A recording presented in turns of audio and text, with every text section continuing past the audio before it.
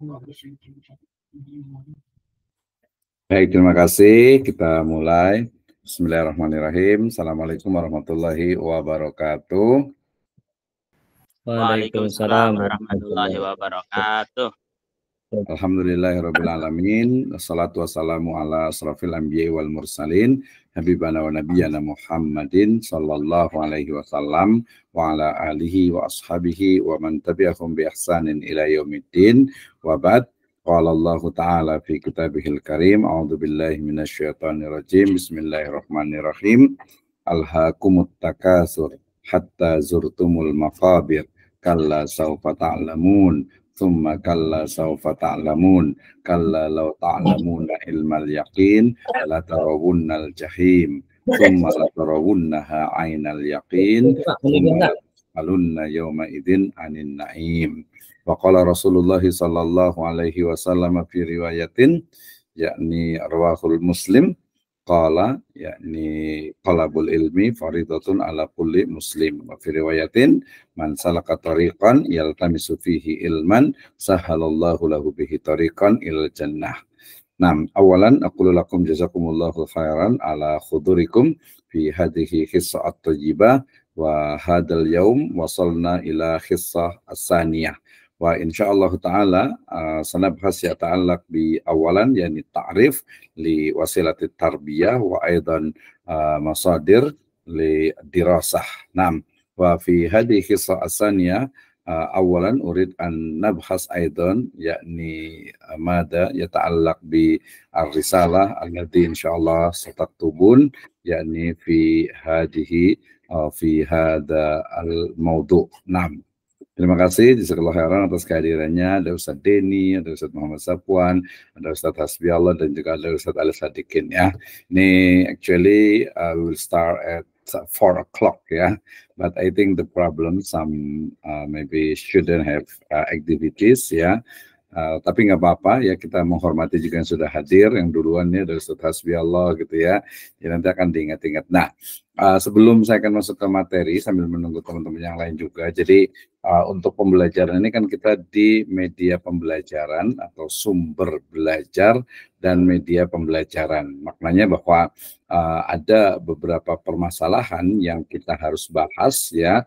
Tetapi kemarin sudah saya sebutkan bahwa secara spesifik ya mata kuliah ini akan ya memberikan challenge ya kepada mahasiswa untuk bisa mengembangkan ya, mungkin bisa salah satu ya, artinya bisa sumber belajar dan juga media pembelajaran gitu ya. Nah, berarti the first we have now and understand about the source of learning ya, dan juga mungkin media dalam pembelajaran. Jadi kita harus paham dulu apa sih sebenarnya yang disebut dengan sumber belajar ya, dan yang kedua adalah media pembelajaran ya, dan nanti secara spesifik adalah sumber belajar dan media pembelajaran pada mata pelajaran pendidikan agama Islam. Nah, itu ya. Nah, untuk awal berarti ini karena yang ada adalah 4 mahasiswa nih, jadi nanti saya akan kasih privilege ya untuk memilih untuk apa challenge-nya yang itu akan nanti dipresentasikan, kemudian juga nanti akan dijadikan untuk UTS ya, middle test, dan juga masuk juga nanti akan menjadi juga terakhir dari imtihan al-akhir gitu ya, the last examination gitu ya. Jadi model kalau kemarin kita sebutkan untuk evaluasi kita ya, selain kehadiran ya biasanya ini akan tercatat nih ya, biasa akan tercatat otomatis juga baik yang ada di Google Meet gitu ya, ataupun juga yang aktif di Google ataupun juga di Google Classroom ya, di Google Classroom kemudian juga di Google Meet gitu ya. Nah itu nantinya akan pasti akan terekap gitu ya. Jadi jangan khawatir, terutama yang rajin, kemudian yang hadirnya on time, tepat waktu gitu ya. Nah itu insya Allah akan mendapatkan reward yang sama gitu ya. Hal jazaul ihsan ilal ihsan ya. Jadi kebaikan itu ya, ihsan itu akan dibalas lah dengan ihsan yang lain lagi, bahkan bisa jadi akan lebih ya. Nah baik, jadi dari 4 mahasiswa ini ya. Kita masih menunggu yang lain nih, kayaknya agak sedikit ini ya. Mungkin waktunya karena kemarin dianggapnya libur gitu ya, jadi dianggapnya itu nggak masuk gitu. Tadi Bu Hajar Dalilan juga sempat tanya kok masuk Pak, katanya. Iya, karena ini pemberatan baru itu masuk. Ya baik, kita akan diskusi. Jadi mungkin di awal saya akan sebutkan bahwa perbedaan mendasar antara sumber belajar dengan media pembelajaran. Jelas ya, bahwa sumber belajar itu adalah satu sumber ya, bisa dikatakan juga pedoman gitu ya dalam proses belajar mengajar. Nah, ini biasanya terkait dengan konten atau materi yang ada. Nah, berarti kalau ada konten dan materi yang ada, nanti kita spesifiknya adalah di mata pelajaran ya pendidikan agama Islam ya, baik itu Quran hadis ya, kemudian akidah akhlak, kemudian sejarah kebudayaan Islam, kemudian juga fikih gitu ya, minimal itu. Maka itu materi itu sebenarnya seperti apa gitu ya, apakah masih sesuai gitu ya dengan tuntutan zaman sekarang ini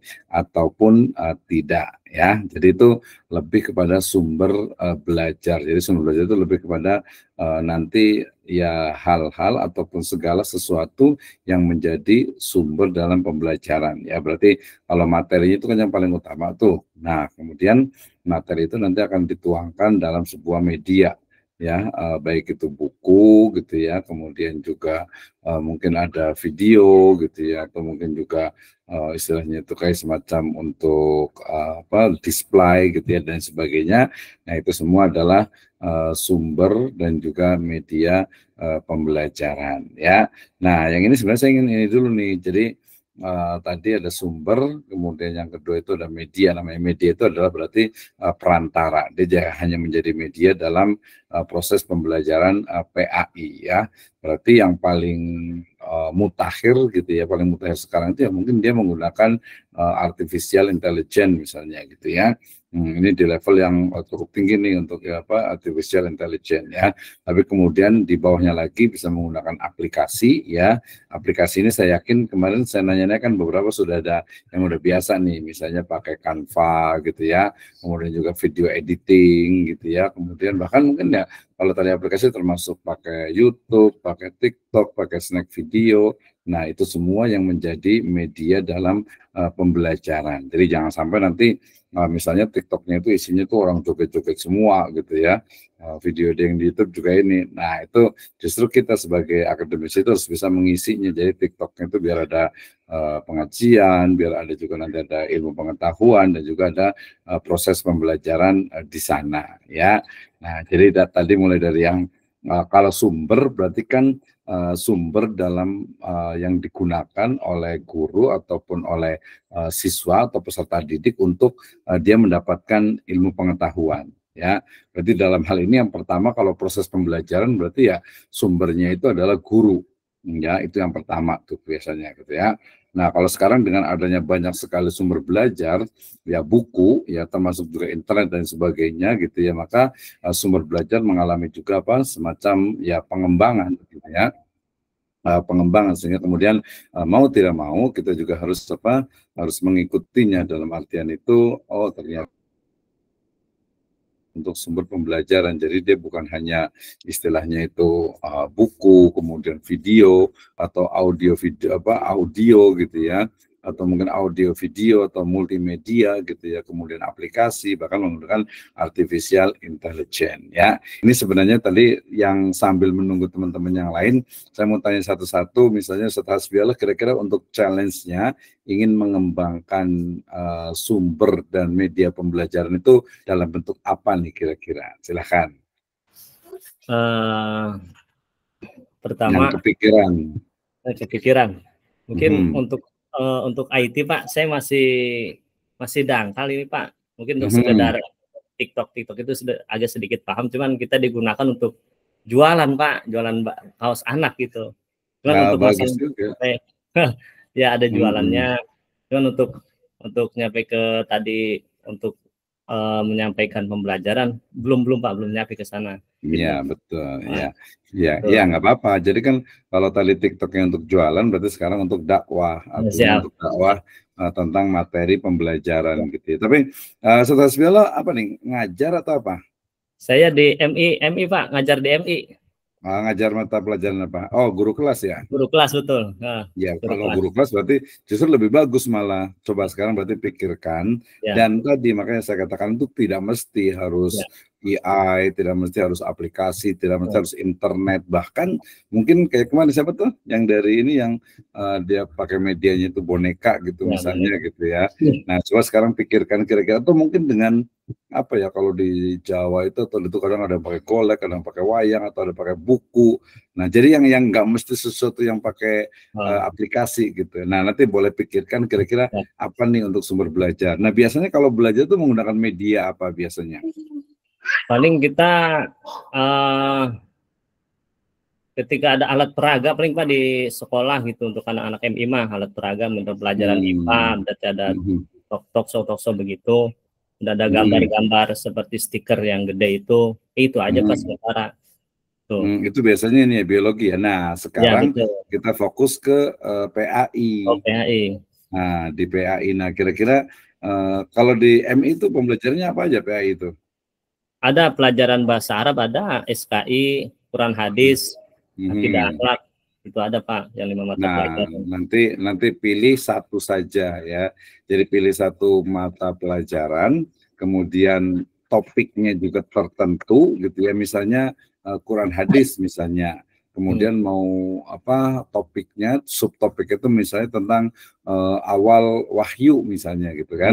Nah, berarti kira-kira untuk menyampaikan itu dengan media itu seperti apa? Nah, gitu. Kalau sumbernya berarti yang dijadikan sumber biasa kalau di itu apa? Kalau di pembelajaran sekarang ini? Paling ya buku materi itu, Pak. Oke, buku materi. Buku materinya dari mana itu? Dari Kementerian Agama yang kita udah pakai. Yang KMA 183 itu. Ya, oke. Ada pengembangan nggak dari situ? Dan itu aja Pak. Coba ya nggak apa-apa. Belum. Oke. Jadi untuk challenge-nya nanti Ustaz Hasbir itu siapkan ya kira-kira apa untuk nanti pilih, silakan mau SKI, mau fikih, mau Quran hadis, mau akidah akhlak, pilih salah satu topik gitu ya. Kemudian untuk menyampaikan ini dengan media apa kira-kira yang menarik gitu. Ya, nah misalnya paling gampang itu tadi di situ suka pakai ini nggak, pakai Infocus gitu? Sering sih Pak, cuman nggak sesekali gitu, nggak terlalu sering. Iya, Infocusnya biasanya buat apa tuh? Untuk siswa itu untuk apa? Paling untuk nanti biasanya untuk cerita-cerita anak Pak, bahasa Indonesia diajak ke situ arahnya. Oh, nonton gitu ya? Nonton ya di aula. Nah, jadi misalnya nih menonton gitu kan ya. Jadi menonton itu kan salah satu dari media, ya media berarti film itu. Nah, caranya bagaimana agar menonton itu dia efektif? Jadi bukan ayo anak-anak sekarang kita belajar nonton gitu, nonton selesai udah gitu. Nah, jadi tahapan-tahapan agar menonton sebagai media pembelajaran, misalnya bahasa Arab, bahasa Indonesia ataupun tali sirah misalnya gitu ya. Nah, itu bisa menjadi efektif tuh seperti apa caranya? Gitu ya, jadi nggak langsung masuk ke kelas kemudian udah setelin film gitu, gurunya itu udah ini diam gitu kan sampai selesai dan pelajaran habis gitu kan ya. Pelajaran habis yang pertama. Iya. Nah, tidak seperti itu. Jadi itu tadi, jadi tidak mesti satu yang sifatnya itu komputer ya, tidak sifatnya komputer, tidak sifatnya ini. Nah, gitu ya. Oke. Nah, ini alhamdulillah udah banyak nih ya. Jadi pertama saya ingin nanya-nanya dulu juga nih ke yang lainnya juga nih. Ya, kita tanya-tanya dulu. Ya, sebelum kita ini ke istilahnya ke materi utamanya ya, tentang pengertian juga sebenarnya. Jadi yang pertama itu kita perlu pahami dulu ya tentang yang kita belajar hari ini, materinya itu adalah pertama adalah tentang sumber belajar. Gitu ya. Jadi ingat, sumber belajar itu yang pertama. Ya, yang kedua adalah media pembelajaran. Ya. Bentar, ini sumber belajar anak banyak ini sebentar nih ya. Ya biasa nih tetangga nih. Nah, kita mau tanya-tanya nanti saya Swela, terima kasih ya. Kita mau tanya juga. Jadi salah satu metode belajar itu juga dengan dengan nanya-nanya nih ya. Seperti siapa tuh si Socrates kali ya, atau Aristoteles tuh ya, Socrates ya, dengan metode dialog udah belajar kan tentang filsafat ilmu kemarin itu ya. Oke. ya. Jadi tadi udah Ustadz Hasbi Allah, yang bisa on siapa nih? Ada Ustadz Denny, Ustadz Muhammad Sapuan, Ustadz Hasbi Allah, Ustadz Ali Sadikin, Ustadz Firdaus, Ustadz Dede, Ayah Mahir, dan juga Ustadz Eko Nafsurah ya. Baik, pertanyaan pertama, saya mau tanya dulu terkait dengan apa yang Anda pahami tentang sumber belajar. Ya. Nah, sumber belajar itu apa saja sih? Ya, sebelum kita bicara lebih jauh tentang media pembelajaran. Silakan, kita mau nanya ke kayaknya Ustadz Firdaus nih, ya, atau Ustadz Hasbi Allah dulu kayaknya yang masih ini juga nih. Ya, apa sih sebetulnya langsung dua aja berarti ya. Apa yang dimaksud dengan sumber belajar, ya, dan kedua adalah media pembelajaran. Jadi kita nggak bisa langsung bicara tentang development atau pengembangan sementara belum paham hakikat dari sumber belajar dan media pembelajaran. Nah, silakan, Ustadz Hasbi Allah, apa yang dimaksud dengan sumber belajar? Silakan.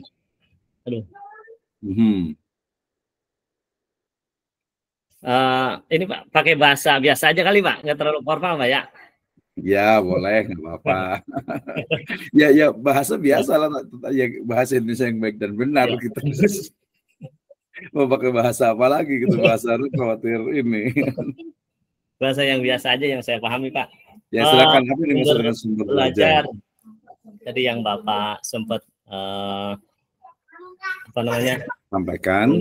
Ya, itu yang saya pahami adalah yang digunakan oleh guru ilmu pengetahuan untuk siswa untuk nambah pengetahuan dan lebih diutamakan kepada guru, yaitu belajar yang saya pahami. Betul.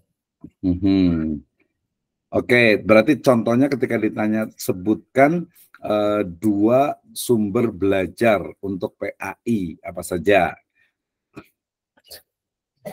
Yang pertama guru, ya, pengajar. Ya, pertama guru, terus yang keduanya? Yang kedua berarti murid. Murid lain bisa sumber belajar juga bagi gurunya gitu ya. Ya bisa. Atau ada referensi ya buku lain gitu selain buku yang dipelajari itu. Betul. Jadi kita menemukan dua tuh. Yang pertama adalah guru sebagai sumber belajar, yang kedua adalah bahan atau buku ya sebagai sumber dalam pembelajaran. Nah, dari dua ini kan kita tahu nih, kita akan kembangkan gitu ya. Nah, berarti buku seperti apa nih yang perlu kita kembangkan? Nah, kalau ada anak bisa nanya nih, anak-anak itu senang nggak sih lihat buku pelajaran gitu ya? Senang apa enggak sih? Yang senang itu seperti apa sih dari buku pelajaran? Itu yang pertama, itu berarti udah pengembangan tuh. Yang kedua, gurunya itu seperti apa sih yang memang anak-anak itu jadi enjoy, jadi fun ketika belajar gitu ya. Dari sisi apanya nih? Nah, itu kita akan bahas. Tapi kita mau tanya dulu ke yang lain dulu nih, mumpung pada ini ya, dari ke on kamera nih, ke Ustadz Firdaus dulu nih. Ustadz Firdaus ini ya guru juga ya. Nah, coba Ustadz Firdaus, apa yang dimaksud dengan tadi dua? Pertama adalah sumber belajar dan yang kedua adalah media pembelajaran. Silakan. Baik, terima kasih. Assalamualaikum warahmatullahi wabarakatuh. Waalaikumsalam warahmatullahi wabarakatuh. Izin menyampaikan Pak Dokter. Yang pertama terkait tentang sumber belajar, yakni menurut saya itu segala sesuatu yang untuk mempermudah proses pembelajaran. Ya boleh, tapi kurang spesifik. Memudahkan untuk media juga nanti memudahkan juga. Jadi bukan ke fungsinya. Jadi ketika kita ditanya tentang apa yang dimaksud dengan sumber belajar, ya maka jawabannya adalah dia bukan fungsinya, tetapi hakikatnya gitu ya. Jadi hakikatnya itu apa sih, sumber belajar itu apa? Coba diulang lagi. Sumber belajar adalah media data. Bukan media, nanti media beda lagi. Astagfirullah. Yang saya pahami ya, yang memang segala sesuatu yang memang untuk mempermudah proses pembelajaran gitu Pak Haji. Contohnya seperti ya guru, terus buku, terus murid, dan lain sebagainya. Oh, banyak banget ya. Jangan dibiasakan menggunakan dan lain sebagainya. Oh, Jadi terlalu luas iya, jadinya. terima Jadi kasih. dan Iya, lain yang sebagainya itu banyak sekali gitu. Jadi dia nggak iya. spesifik, dia harus spesifik. Tapi udah cukup ini lumayan Firdaus. Yang keduanya, media pembelajaran itu apa? Alat. Oke, alat ya. Iya. Alatnya dalam bentuk apa? Alat untuk menopang untuk mempermudah proses pembelajaran juga. Ya berarti bedanya apa tuh antara Iya. sumber dan itu? Contohnya seperti media itu seperti proyektor, Betul. proyektor, terus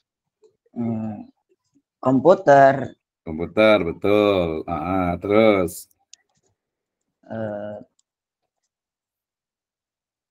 udah gitu aja. Iya, itu aja. Oke, terima kasih sama Firdaus. Yang lain banyak. Nah, coba sekarang pikirkan, Ustadz Firdaus, pikirkan. Yang lain tadi Ustadz Firdaus suruh mikirkan manusia dengan tadi bukunya ya. Kalau Ustadz Firdaus kira-kira coba pikirkan komputer, aplikasi, sampai ke AI yang kita bisa kembangkan untuk menjadi sumber dan media pembelajaran. Ya, oke, nanti kita tanya lagi gantian. Siapa nih? Ke Ustadz Ali Sadikin dulu ya. Ustadz Ali Sadikin, coba apa yang dipahami dengan istilahnya itu sumber belajar dan media pembelajaran serta berikan contohnya masing-masing. Silakan. Ya, masih di mute.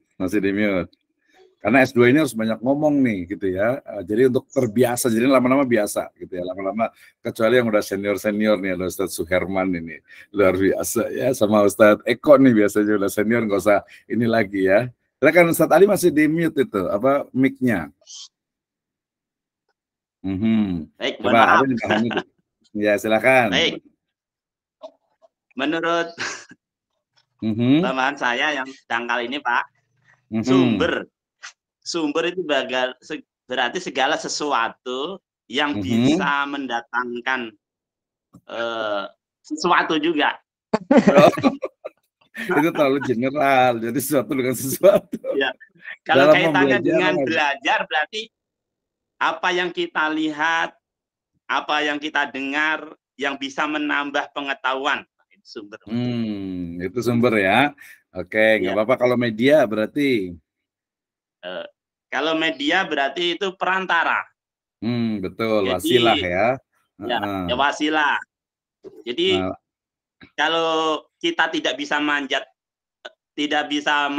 untuk mengambil buah paya atau mangga, maka kita menggunakan tangga. Ya bisa pakai tangga ya, berarti tangga itu adalah wasilah ya, media. Wasilah. Oke, wis luar biasa nih. Segala sesuatu yang bentuknya itu bisa menghantarkan kemudahan siswa dalam menggapai daripada tujuan pembelajaran tersebut. Bisa berupa poster. Ya, oke, benar. Coba sekarang sebutkan sumber belajar. Sumber belajar ini bisa berarti dari individu manusia, gurunya berarti yang mengeluarkan ilmu tersebut. Oke, gurunya betul. Terus yang berikutnya? Terusnya lingkungan. Lingkungannya bisa ya. Terus?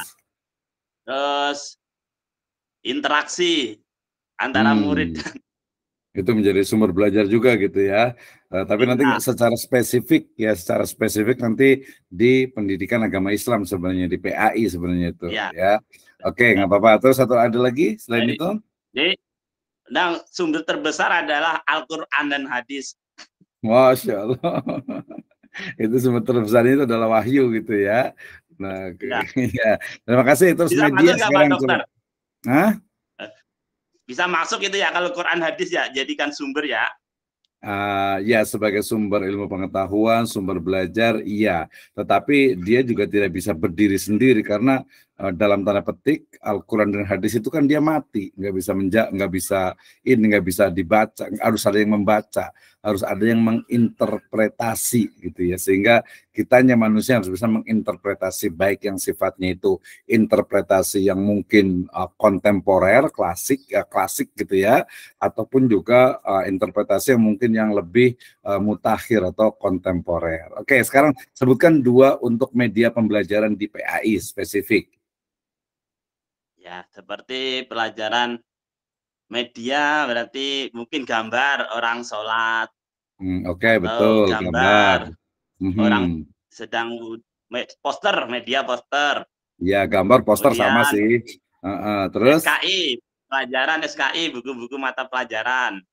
Kalau buku itu sumber, buku kontennya itu adalah sumber, konten media ya. Tapi bukunya itu bisa jadi wasilah untuk membacanya gitu. Jadi ininya, jadi bentuknya itu. Oke, terima kasih saya Sadikin. Sekarang saya mau nanya yang senior-senior, tapi ya nggak apa-apa, kita ini buka aja nggak apa-apa ini.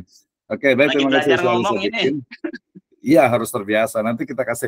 Jadi sekarang coba pikirkan untuk pengembangan dari sumber dan media itu menurut Ali Sadikin itu seperti apa. Sebenarnya boleh lihat di internet tuh tentang pengembangan apa saja yang bisa yang akan dikembangkan. Saya mau nanya ke ada dua nih, Ustaz Denny, Ustaz Suherman yang senior-senior nih ya.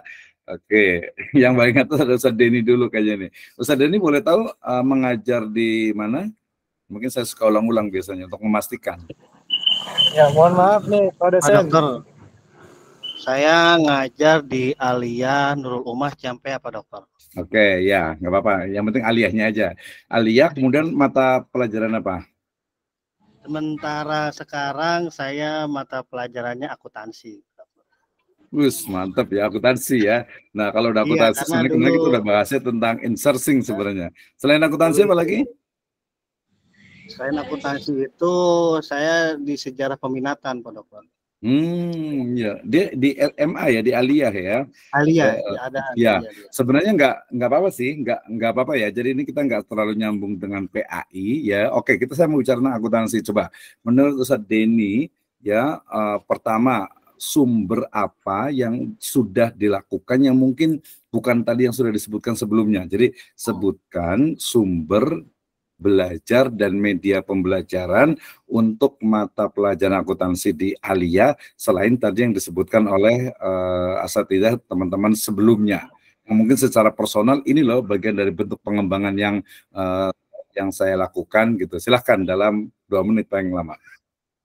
Kalau di saya itu saya memakai sumber belajar itu dengan menggunakan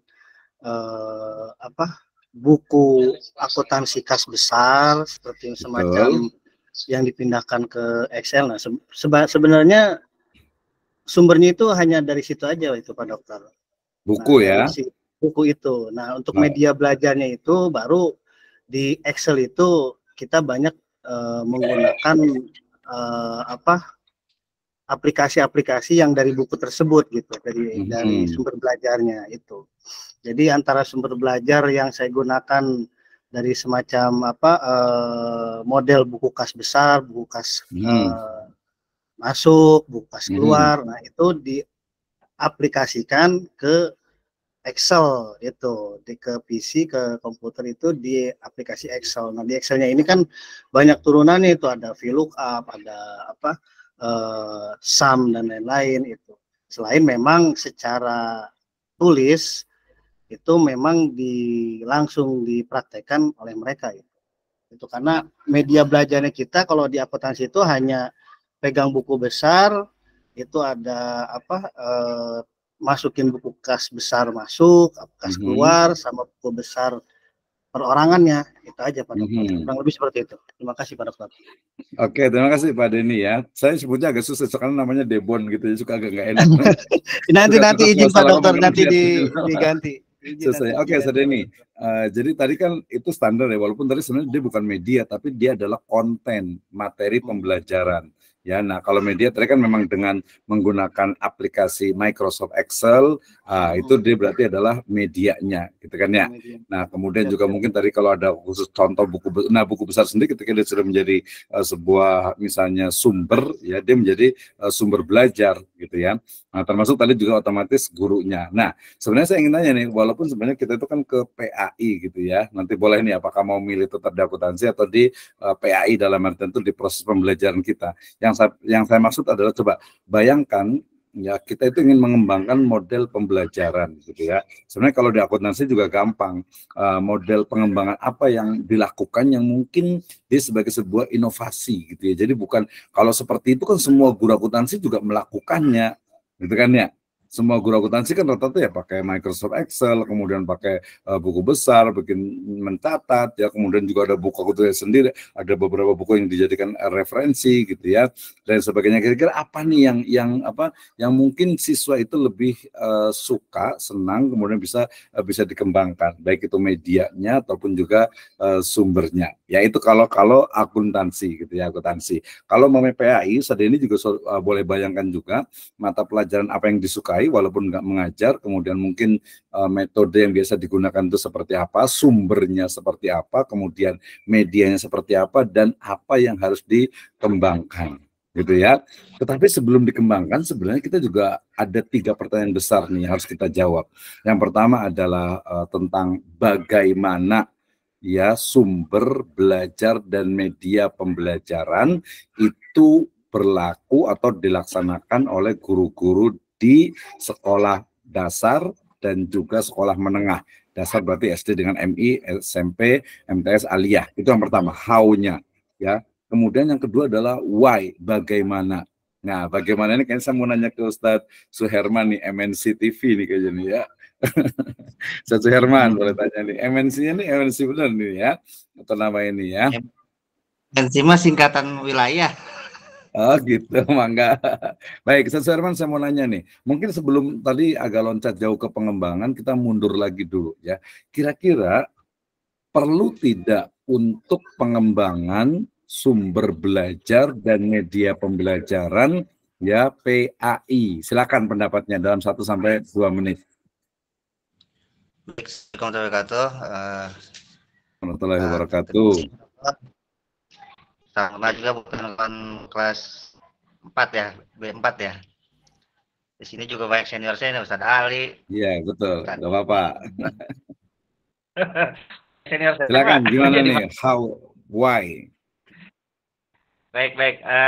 Untuk pengembangan sumber maupun media pembelajaran itu sangat penting, Pak, karena kita walaupun materinya PAI, karena PAI itu kan lebih cenderung ke agama ya. Agama itu betul. Berkembang. Sehingga sumber dan medianya pun harus terus berkembang juga, jangan sampai kalah dengan konteksnya. Konteksnya berkembang tapi medianya tidak berkembang kan repot juga Pak Dokter. Betul. Gitu. Oke, itu ya singkat padat merayap gitu ya. Jadi bahwa sumber itu juga perlu dikembangkan. Kenapa? Karena terkait dengan juga perubahan zaman juga. Tadi buku misalnya, kalau kita bayangkan itu kan buku itu adalah buku apa? Ya buku seperti ini lah gitu ya. Ini buku gitu ya. Zaman dulu ya buku gitu ya. Nah, pengembangan dari buku kira-kira apa? Itu pertanyaan berikutnya. Yang kedua adalah media ya. Nah, media dalam konteks itu banyak sekali, media audio, media visual, media audio visual, kemudian juga aplikasi ya, kemudian juga mungkin sekarang dengan artificial intelligence gitu ya, dan juga mungkin juga ada kultural atau mungkin juga local wisdom juga yang bisa digunakan, termasuk juga mungkin ya, bukan mungkin sebenarnya, termasuk juga alam sekitar. Dia sebagai sumber sekaligus juga menjadi media juga. Ya, jadi sebenarnya agak-agak dekat nih antara media dengan sumber gitu ya. Tapi kita tanya dulu deh, ini lagi ke Ustadz Muhammad Safwan nih kayaknya nih udah siap nih kayaknya nih. Ustadz Muhammad Safwan ini ngajar di mana boleh tahu? Ngajar di level apa? Saya. Ya, Assalamualaikum warahmatullahi wabarakatuh. Terima kasih Pak dosen sudah memberikan waktunya ke saya. Sepengalaman saya itu dulu pernah ngajar di SD, di SMK, di SMP. Tapi untuk saat ini saya ngajar di level SD kembali. Tapi lebih lamanya tuh di SD. Dan ini setelah sekian tahun tuh, 3 tahun yang lalu itu saya di SMK. Baru tahun ini aja kembali lagi di SD gitu Pak. Nah kira-kira ini nggak dari mengajar sekian lama itu ada tidak sih yang perlu dikembangkan dari sumber belajarnya kemudian juga media pembelajarannya? Silakan. Kalau menurut saya sendiri Pak ya, sebenarnya itu namanya orang belajar itu kalau dia punya semangat tersendiri itu sumber tetap, tapi kalau media itu sebenarnya tidak terlalu kalau bagi saya. Kenapa? Kalau saya sendiri kan jiwanya memang ya suka belajar begitu kan. Berbeda dengan orang yang belajar itu tidak ada motivasinya. Kemudian kalau kita berbicara dengan apalagi teman-teman yang suka di pondok, barangkali kan soal pembelajaran itu sebenarnya sudah apa ya, melekat pada diri kita, harus bagaimana kita harus belajar. Lah ini yang kadang kita temukan kesulitan-kesulitan kita di dalam kelas tuh, anak-anak kurang motivasi. Padahal kalau kita mengambil dari makalah Sayyidina Ali itu, atau di kitab Ta'limul Ta'alim atau kitab Al-Ala itu kan ada alala tanalul ilma illa bisitantin sa'un bikaan majmu ya habibayani dakain wa khilsin wastibarin wa bulgotin ilsyadi ustadin wa tulizamani. Nah di sini kan untuk orang itu mendapatkan ilmu kan ada 6 syarat kan gitu. Kalau mereka tidak memenuhi 6 syarat ini, orang tak kira kesulitan untuk mendapatkan ilmu. Lah ini yang saya kadang lihat itu anak-anak kesulitan ini. Bahkan saya bilang berkahnya ilmu itu nggak bisa mereka gampang dapatkan. Kenapa ya? Karena dari 6 ini cenderung mereka tidak laksanakan. Ya kayak dakain, itu kan kecerdasan, wakilin, semangat, ya kan? Wastibarin, kesabaran, kadang anak-anak nggak sabar. Wabul gotin, berkenaan dengan bekal, kadang orang tuanya, anaknya mengeluh dengan biaya sekolah. Media-media yang harusnya dibeli nggak mau beli, kan repot. Kemudian irsyadi ustadin, mengikuti petunjuk guru, kadang siswa ini sangat sulit untuk mengikuti arahan guru, bahkan disuruh ngepel saja, nyapu kelas aja supaya bersih aja udah sulitnya minta ampun. Kemudian yang terakhir ada waktu di zamani, waktu yang lama untuk belajar pun mereka cenderung ogah-ogahan, waktunya yang lama itu ogah-ogahan. Padahal memang kalau pengalaman saya sendiri di sekolah alam itu kan memang waktunya lama sekali belajarnya di sana. Cenderung di sana juga itu kan medianya sudah luar biasa dengan alam kan, namanya sekolah alam juga di sana. Alam. Kita pakai alam, kita sedikit banget kalau di sana tuh sedikit belajar. Yang penting anak-anak tuh betah ya. Memang sekolah kelasnya orang kaya kan di sana tuh rada susah kan. Semuanya sendiri. Tapi yang perlu kita tekankan untuk media untuk kita mengajar tuh sebenarnya harus kita luruskan. Kecenderungan orang membuat tagline di setiap sekolah itu kan belajar sambil bermain, ini kan sesuatu yang salah nih.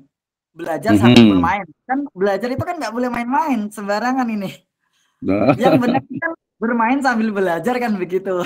Begitu juga dengan istilah yang lain seperti halnya makan untuk hidup atau hidup untuk makan. Yang benar kan makan untuk hidup, bukan hidup untuk makan kan begitu. Betul. Pada sana. Kalau saya masih banyak seperti itu. Karena kalau kita tekankan dengan kita membuat rumusan-rumusan pembelajaran, saya kira ini akan menghabiskan energi. Sangat menghabiskan energi. Kayak ulama, kiai, masa iya harus memakai metode begini begitu kan repot amat. Padahal kalau kita hanya mendengarkan apa yang mereka sampaikan yang berkenaan dengan ilmu, ya itu akan menjadikan ilmu kan begitu. Karena paling tidak bagi kita pelajar ini, namanya orang mendapatkan paling tidak ada 5 lah cara untuk kita mendapatkan ilmu. Yang pertama kan belajar, ya kan. Kemudian membaca, bertanya, kemudian mengajar, kemudian yang terakhir adalah berakhlak kan begitu. Ini paling tidak 5 ini kan simpel banget ini. Cuma ini banyak dramanya lah kalau kita di sekolah itu. Kadang kepala sekolah nggak ngerti, kadang juga guru-guru nggak ngerti, kadang yang punya yayasan juga nggak ngerti. Nah inilah perlunya kita belajar ya ilmu-ilmu berkenaan dengan akhlak lah, termasuk Ta'limul Ta'alim, kitab Al-Ala, atau kitab yang dikarang oleh Kiai Hasyim Asy'ari itu kan juga berkenaan dengan kita menuntut ilmu seperti apa kan gitu. Nah ini yang kadang kita harus koreksi nih, Kementerian Pendidikan ini terlalu banyak drama, saya kira itu terlalu banyak drama. Drama ya. Ya, terima kasih Ustadz Muhammad Safwan. Ini beliau Ustadz, jadi ngomongnya panjang, jadi harus kita dengarkan dulu gitu ya. Tapi tadi sudah betul dan saya sangat setuju sekali gitu ya. Tetapi kemudian memang kalau di perkuliahan, dia akan dibagi secara spesifik gitu ya, sehingga kemudian nanti ada khusus tentang psikologi perkembangan anak, itu biasanya terkait dengan motivasi. Jadi fokus kepada motivasi. Nanti ada juga mata kuliah namanya itu pengembangan kurikulum. Nah, pengembangan kurikulum itu dia fokus kepada bagaimana how to develop curriculum. Gitu aja, bagaimana mengembangkan kurikulum khususnya kita ini adalah di PAI gitu ya. Nah, kalau di mata kuliah kita ini kebetulan sekarang ini adalah sumber belajar dan media pembelajaran. Ya, tadi saya mengambil dari pendapat Ustaz Suherman nih bahwa penting sekali, walaupun ini perlu identifikasi lebih detail, sepenting apa dan juga mungkin bagaimana sebenarnya pengembangannya. Dan kalau kita bicara pengembangan, sebenarnya bukan hanya bicara tentang sesuatu yang modern, tidak sama sekali ya, tidak sama sekali. Artinya itu hanya bagian saja, tapi kita juga bisa mengembangkan ya media dan juga sumber itu dalam konteks spiritual, keagamaan ya, dan juga mungkin lokal kultur ya, lokal wisdom kita. Nah, jadi saya akan spesifikkan, jadi pengembangan sumber belajar dan media pembelajaran PAI itu lebih spesifik adalah in Islamic perspective. Baik perspektif Islam secara spiritual keagamaan ataupun praktek-praktek yang ada di masyarakat yang memang itu menjadi sumber dan juga menjadi media pembelajaran. Ya, jadi tidak mesti harus pakai komputer gitu ya, tidak mesti harus pakai artificial intelligence, pakai proyektor. Sebenarnya itu dia media gitu ya, dia media, tapi ada media-media lain sebenarnya selain itu juga, termasuk tadi adalah misalnya lingkungan. Jadi mungkin ke depan saya akan lebih spesifikkan mengembangkannya itu adalah dalam ruang lingkup Islamic perspektif, dalam pengembangan dari perspektifnya Islam begini loh kalau mengajar gitu ya. Untuk mengajar itu, untuk sumbernya itu apa saja, misalnya tadi sebelumnya menyebutkan sumbernya adalah Al-Quran dan hadis gitu ya. Ya iyalah gitu, tapi jelas itu kan jelas, tapi kan perlu adanya interpretasi dan juga manusia gitu ya, manusia. Jadi harus dipahami dulu, ini yang kita ajarkan tuh manusia gitu, bukan robot gitu ya. Nah, tadi terkait dengan syurut dari thalabul ilm, itu kita bisa juga interpretasikan, dan itu bisa jadi untuk khutbah Jumat, untuk kultum, untuk ngisi pengajian bisa, tapi dengan perspektif yang baru, terutama yang lama tetap bagus gitu ya, muhafadzatul alal qadim itu jelas gitu ya, tapi perspektif baru itu dari sisi misalnya tadi media pembelajaran. Berarti dari yang 6 itu, ini yang masuk ke dalam media pembelajaran itu mana, yang masuk ke sumber belajar itu mana, atau mungkin beliau itu lebih fokus kepada tasjih gitu ya, atau penguatan motivasi gitu ya, dan lain sebagainya. Kayaknya ini ada Ustaz Rahmatullah sama Ustaz Muhammad Ghazali mau komentar dulu nih, kita dengarkan dulu ya, kan udah siap nih. Saya tanya dulu ke Ustaz Muhammad Ghazali nih ya. Ini bukan foto kan ya, kelihatan gambarnya tadi gerakannya itu kan. Oke, Ustaz Muhammad Ghazali, saya mau nanya nih, mengajar di tingkat apa, mata pelajaran apa? Tingkat SMP, mata pelajaran. Agak-agak terputus-putus nih. Mata pelajaran apa? Mata pelajaran PAI.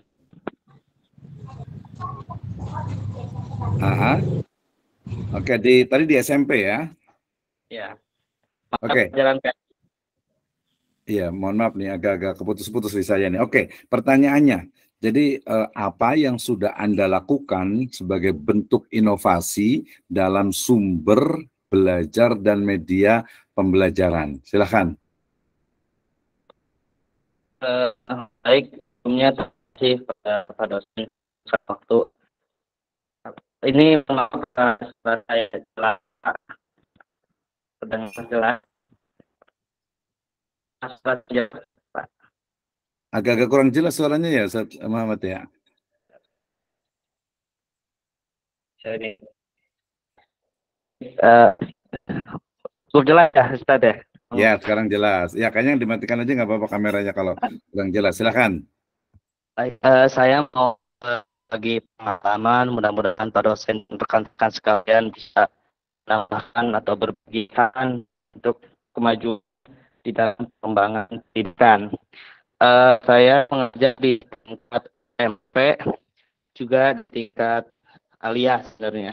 Cuman kebanyakan di SMP. Nah, pengalaman saya mengajar terkait sumber pembelajaran, yang karena saya guru berbagi pengalaman-pengalaman kepada murid terkait situasi saat ini yang dikaitkan dengan pembelajaran, dan juga hal-hal yang berkaitan dengan psikologis mereka, terutama mereka menghadapi masa-masa fil balik dan lain sebagainya.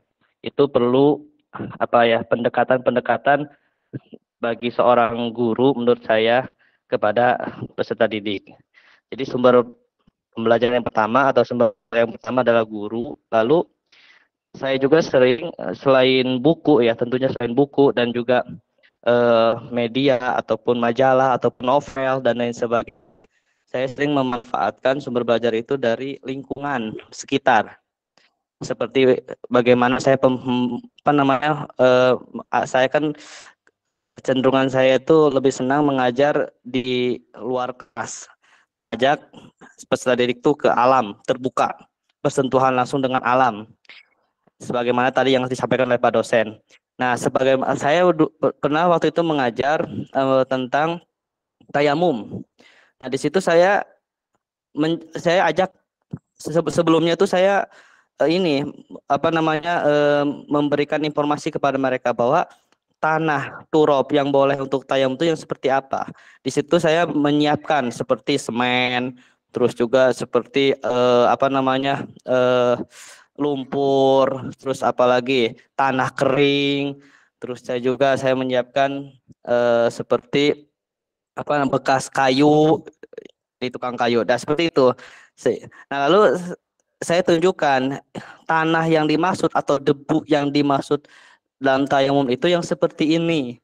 Nah, itu saya contohkan seperti itu. Debu yang ketika dilempar ke atas, dia bisa terbang ke bawah angin. Nah, dan juga dari tanah. Nah, setelah itu pertemuan selanjutnya saya ajak peserta didik itu untuk membersihkan kaca-kaca.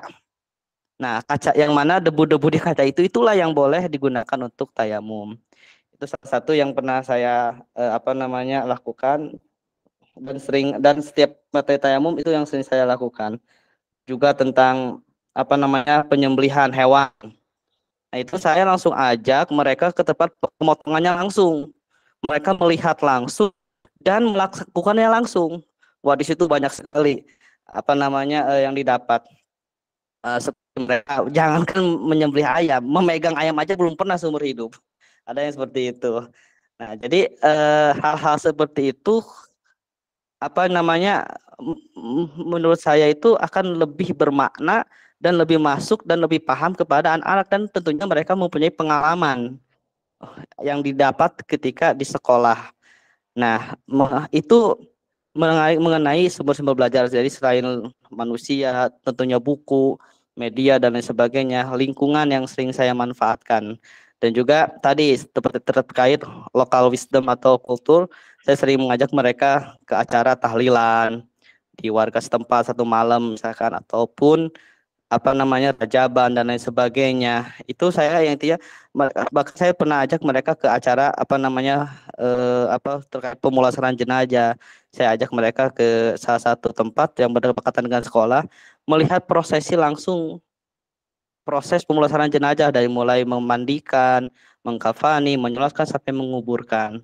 Lalu diajarkan di kelas terkait itu. Nah, lalu dia lagi luar biasa. Saya masih lanjut, ini ada janjian. Sudah Ustaz, sudah. Ya udah, enggak. Oke, luar biasa Ustaz Muhammad Ghazali ya. Ini sudah sah nih, udah lulus menjadi guru ini aja ya. Baik, tapi kita juga perlu artinya sebagai seorang akademisi itu juga tidak kemudian puas dengan yang sudah kita lakukan gitu. Itu kan tadi baru sesi tayamum, kemudian juga mungkin tadi ada untuk baca doa dan lain sebagainya, termasuk juga di alam. Tapi tadi kritiknya adalah ketika pelaksanaan pembelajaran dilakukan istilahnya itu dengan misalnya kalau media masih oke, masih istilahnya itu masih murah lah ya. Tapi kalau sudah harus jalan-jalan itu biasanya paling setahun sekali. Kalaupun dia harus ke tempat sembelihan itu juga biasanya dia waktu khusus, tidak mungkin terus-menerus dalam proses pembelajaran. Kemudian tadi kalau jenazah juga saya setuju juga, di sini juga kami biasa kalau di pesantren itu ketika ada yang meninggal gitu ya, itu menjadi dalam tanda petik ya, itu menjadi media pembelajaran. ya, media pembelajaran khususnya untuk bagaimana tadi pemulasaraan jenazah. Jadi terutama yang kelas 12 ya, SMA terutama itu sudah ketika itu harus suruh melihat bagaimana proses pemulasaraan jenazah itu ya. Nah, tapi sebenarnya bukan hanya itu ya, tetapi banyak sekali subjek dan juga materi-materi dalam pendidikan agama Islam yang kita harus kembangkan ya.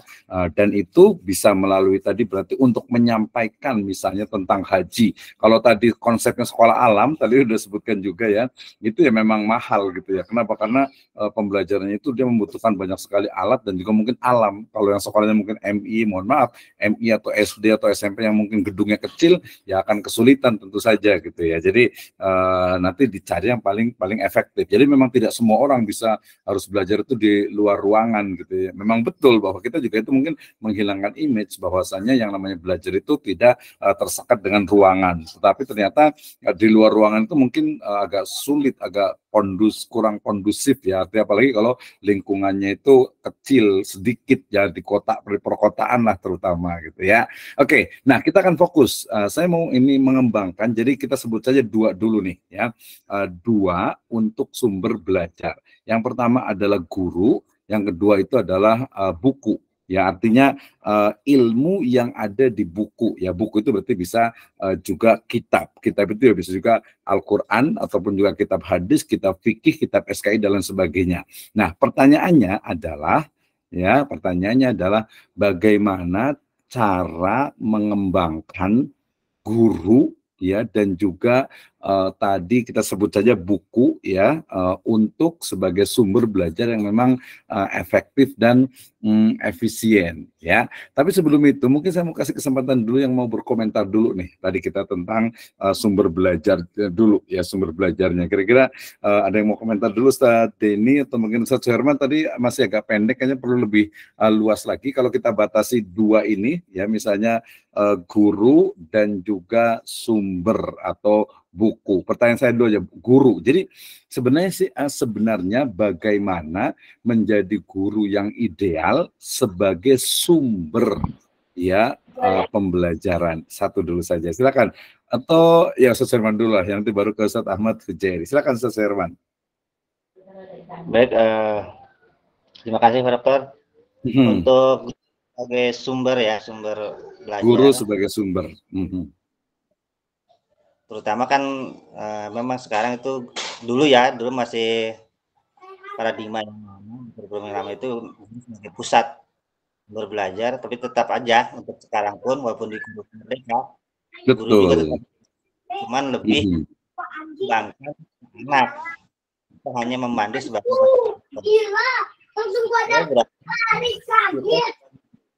harus tetap lebih mengembangkan kapasitas kita sebagai guru. Bagaimana bisa menyampaikan ke anak itu lebih mengena gitu. Jadi selalu update kita sebagai seorang guru itu. Jadi sekarang tuh banyak pelatihan-pelatihan yang sifatnya mandiri dan baik online maupun offline. Nah, itu salah satunya untuk menambah wawasan kita sebagai guru atau sebagai sumber belajar untuk anak-anak. Mungkin itu Pak Dokter. Oke, terima kasih. Satu dulu lah ya. Jadi kita fokus dulu nih ke bagaimana sebenarnya guru ideal itu menjadi sumber belajar. Tadi kalau seseorang menyebutkan berarti lebih kepada satu dulu. Jadi dia harus open mindset, ya open minded, atau artinya itu semangat untuk belajar, mencari pengetahuan, pengalaman, dan juga ilmu baru. Berarti sini sudah dilaksanakan semuanya nih, sudah kuliah lagi S2 di Sirajul Falah ini, berarti itu adalah, oh betul. Tapi kita lebih spesifiknya adalah kita bayangkan seorang guru, ya Ustadz, yang datang ke kelas dengan berbagai atribut yang digunakan, bagaimana itu bisa menjadi sumber belajar. Nah, mungkin kita rubah, kita perspektifnya adalah kita adalah siswa atau peserta didik. Kita peserta didik nih duduk di kelas gitu ya, atau sebelum duduk di kelas itu berarti di luar kelas ya. Kemudian ketika sudah masuk kelas, kemudian datang seorang guru yang akan mengajar PAI. Nah, seperti apa dari sisi fisik dan juga dari sisi tadi knowledge-nya, kemampuannya. Kalau tadi kan sesuatu lebih kepada memang kemampuannya, artinya guru itu harus terus belajar. Nah, itu ya. Nah, terus belajar. Tapi betul, itu mungkin bisa jadi yang utama. Tapi ada bagian lain yang kita bisa sistematikan lebih detail. Mungkin dari sesuatu fisik yang kelihatan, saya mau tanya tadi ke Ustadz Ahmad Hujairi dulu ya. Berarti lebih spesifik. Berarti saya bagikan menjadi dua. Jadi guru menjadi sumber belajar, ya, itu adalah ketika guru itu masuk ke kelas. Walaupun nanti di luar juga sama ya. Ketika di luar juga harusnya mencerminkan seorang guru. Nah, tadi sudah disebutkan Ustaz Herman ada satu, yaitu dari sisi semangat untuk terus belajar. Silakan Ustaz Ahmad Hujairi. Mangga. Assalamualaikum warahmatullahi wabarakatuh. Ya, Assalamualaikum warahmatullahi wabarakatuh. Waalaikumsalam warahmatullahi wabarakatuh. Gimana tadi, Pak dosen? Apa namanya? Ya, tadi saya ya jadi silakan dulu. Saya sebetulnya masih ingin sedikit berbicara mengenai sumber belajar dan media belajar ya. Tapi hanya ingin sekedar. Ya boleh, silakan dulu. Di awal dulu nggak apa-apa, silakan. Ya baik, mungkin karena teman-teman tadi sudah banyak memberikan komentar tentang sumber belajar dan juga media belajar. Saya pikir itu sudah sangat bagus sekali penyampaiannya. Namun saya sedikit menambahkan saja mengenai sumber belajar yang saya kira untuk sumber belajar itu bukan hanya sekedar guru ya di tempat pendidikan gitu ya. Dan juga mungkin ya itu sudah pasti lah, artinya guru dan buku adalah sebagai salah satu sumber belajar kita gitu, atau belajarnya anak-anak. Cuma saya pikir ada satu hal juga yang menurut saya menjadi sumber belajar di tempat pendidikan, yaitu teman sekelas atau teman satu angkatan begitu ya. Karena menurut saya dia juga menjadi salah satu figur untuk memberikan nilai positif kepada teman-temannya gitu. Jadi saya berpendapat bahwa teman juga merupakan sumber belajar dari setiap anak didik kita. Jadi untuk media belajarnya saya pikir menurut saya secara pribadi mengenai media belajar itu adalah interaksi, hubungan, komunikasi antara murid dengan seorang guru, kemudian seorang murid atau satu angkatannya. Itu menurut saya mengenai sumber belajar dan juga media belajar. Tadi selanjutnya apa ya, Pak dosen, pemaaf?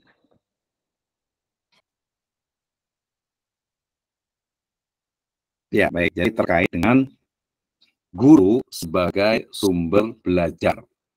Nah, guru sebagai sumber belajar kita batasi ketika guru itu masuk ke kelas, performance-nya, atributnya, dan berbagai hal yang ada pada guru itu semuanya adalah sumber belajar. Nah, bagaimana secara sistematik ya tentang guru sebagai sumber belajar plus how to develop. Ya, silakan. Ya baik, kalau guru dijadikan sebagai sumber belajar itu menurut saya karena guru itu adalah public figure di tempat pendidikan ya. Artinya seperti kita melihat sosok Rasulullah Nabi Muhammad itu kan sebagai panutan kita gitu kan, dan beliau juga bukan hanya sebagai seorang nabi akan tetapi sebagai seorang guru juga. Artinya memang public figure itu sangat harus terlihat selalu positif. Artinya selalu memberikan nilai-nilai positif kepada anak-anak didiknya. Karena kalau ada hal-hal negatif pasti akan sangat terlihat tidak baik untuk memberikan didikan kepada anak. Gitu. Jadi menurut saya seperti itu ya. Sama seperti bagaimana seorang public figure itu memberikan nilai positif atau negatif kepada masyarakat, kepada orang lain. Gitu menurut saya Pak dosen. Mohon maaf. Oke, terima kasih. Kita bisa bagi dua sebenarnya tadi itu. Jadi sesuatu yang terlihat dulu. Jadi sesuatu yang terlihat dari guru itu untuk menjadi sumber belajar itu seperti apa? Itu yang pertama. Yang kedua adalah sesuatu yang tidak terlihat secara indera dari guru yang bisa menjadi sumber belajar. Boleh tambahkan, Ustaz Ahmad?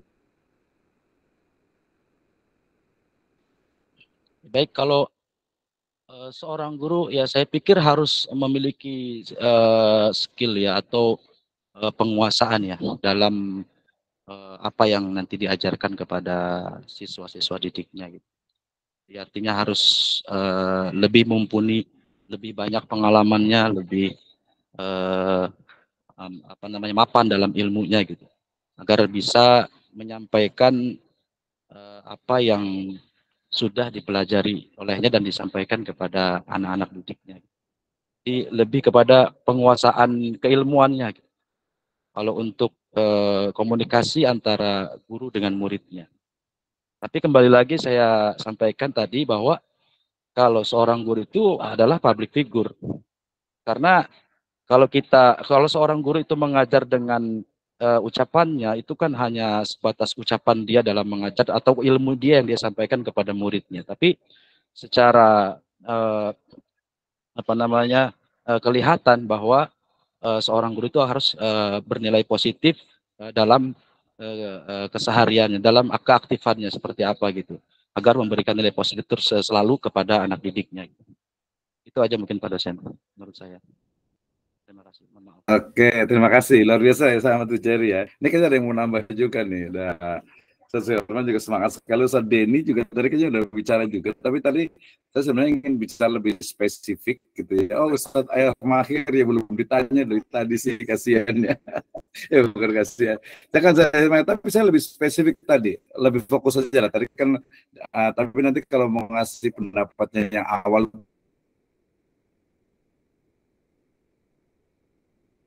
itu juga boleh juga, tapi saya ingin fokus kepada pengembangannya.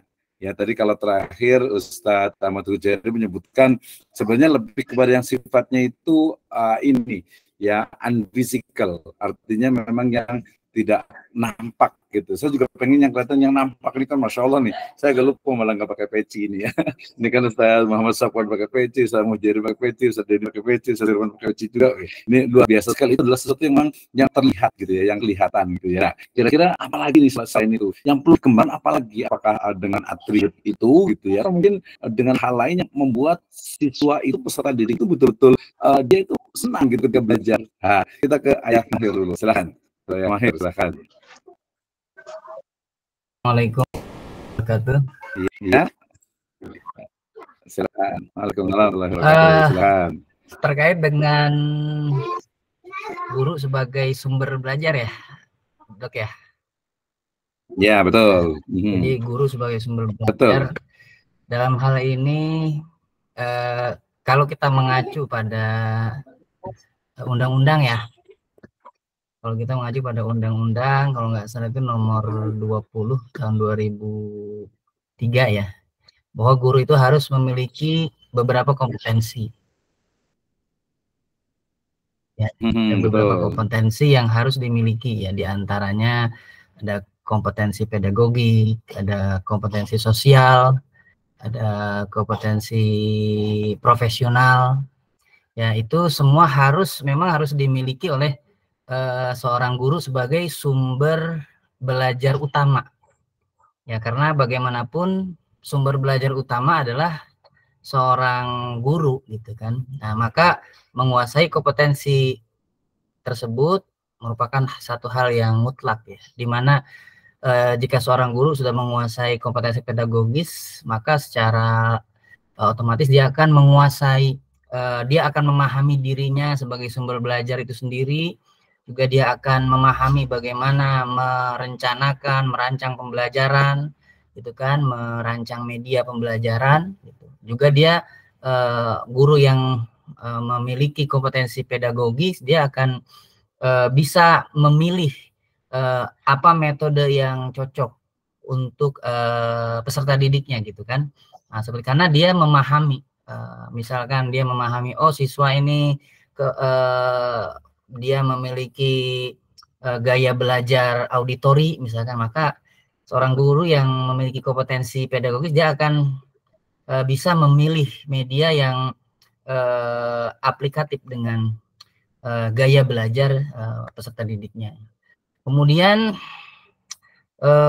yang tidak kalah penting adalah kompetensi sosial. Ya, kalau dalam ilmu tarbiyah itu, kalau kata Bapak Kiai Ahmad Zarkasi ya, Ahmad Zarkasi dalam buku Mabadi Ilmu Tarbiyah itu, ya itu ada secara spesifik beliau menjelaskan sifatul mudaris al-hakiki.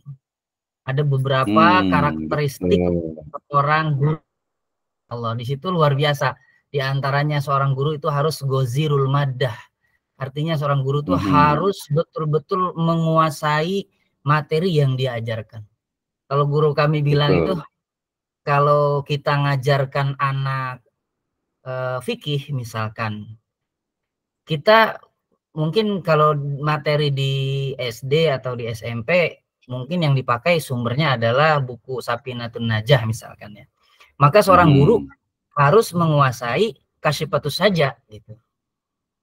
Ketika dia mengajarkan Fathul Qorib, maka seorang guru harus menguasai Kifayatul Akhyar gitu. Jadi guru itu harus gozirul maddah, harus memiliki kompetensi yang kompetensi ya keilmuan yang mumpuni. Dengan demikian dia bisa mengeksplorasi dirinya sebagai sumber belajar utama. Tidak kalah penting adalah tentu kompetensi kepribadian. Ini yang belakangan banyak kurang diperhatikan gitu, di mana guru tidak bisa menjadi teladan. Padahal tadi disampaikan oleh Ustadz Ahmad Hujairi ya, bahwa Rasulullah SAW itu ngasih contoh betapa kesuksesan beliau itu menjadi seorang rasul dengan jumlah umat yang begitu banyak adalah karena keteladanan beliau gitu. Nah, ini yang kita prihatin gitu, dimana guru kadang mohon maaf semuanya, kadang guru tanpa merasa berdosa merokok di depan muridnya gitu kan, bahkan merokok di depan di ruang kelas atau di lingkungan kelas. Bukan sesuatu menurut kami, mohon maaf ya, bukan kami suci atau begitu, tapi kami menurut kami itu kurang baiklah sebagai seorang guru gitu kan, karena kita dituntut untuk memiliki kompetensi tadi kepribadian yang baik, menjadi teladan utama buat peserta didik kita. Dan terakhir adalah kompetensi profesional ya, dimana kita dituntut untuk meningkatkan kualitas kita, mengupgrade, tidak hanya mengupgrade kemampuan akademis, tapi juga mengupgrade jenjang karir lah, seperti itu ya kurang lebih. Iya betul. Jadi, seperti kuliah di Masjid Falah ini gitu ya, di S2 gitu ya. Amin, itu salah satunya. Alhamdulillah, terima kasih untuk Pak nih ya, malah yang sudah. Iya, ada Pak Ketua kita juga nih. Mungkin itu aja Pak Dokter. Ya, terima kasih Ustaz Mahir ya, luar biasa sekali tadi sebenarnya. Mohon maaf, saya memotong. Ini kami mau persiapan takjil ya. Gitu, kami mohon maaf nih. Jadi saya nggak apa-apa. Menyimak aja ya. Saya menyimak aja. Ya, boleh nggak apa-apa. Silakan. Baik, terima kasih Ustaz Mahir ya, luar biasa sekali. Tadi ya sudah sangat detail, tapi memang kita inginkannya itu dia lebih sistematis karena kita adalah akademik ya.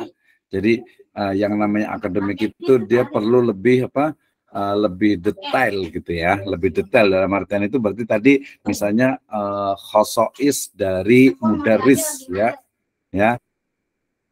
misalnya khosois dari mudaris. Nah itu kita perlu betul-betul detailkan. Yang tadi saya maksud itu adalah terkait dengan penampilan. Penampilan tuh dia bukan hanya sesuatu yang biasa. Ini biasanya banyak dikerjakan oleh guru-guru TK biasanya nih, guru-guru Raudatul Atfal. Di SD juga sama tuh biasanya. Kadang mereka itu guru SD itu kan banyak ya sekarang, kalau pramuka ya berarti mereka pakai baju pramuka gitu ya. Kemudian kalau di Bogor ini ada juga yang pakai pakaian Sunda misalnya gitu gitu ya. Nah, itu yang tadi saya maksud dengan performance gitu ya. Jadi guru itu harus betul-betul bisa, misalnya ketika pernah nggak di sini mungkin ketika mengajar SKI misalnya gitu ya, nah dia tuh pakai baju ala-ala apa ya, ala-ala Aladin kali gitu ya, bukan ala-ala orang-orang Timur Tengah yang dia itu lagi berperang misalnya, kalau dia ingin menceritakan tentang perang Badar misalnya atau perang Uhud misalnya. Jadi itu juga menurut saya itu ya penting. Jadi bagaimana tadi bahasa itu adalah bagaimana seorang guru itu menjiwai dari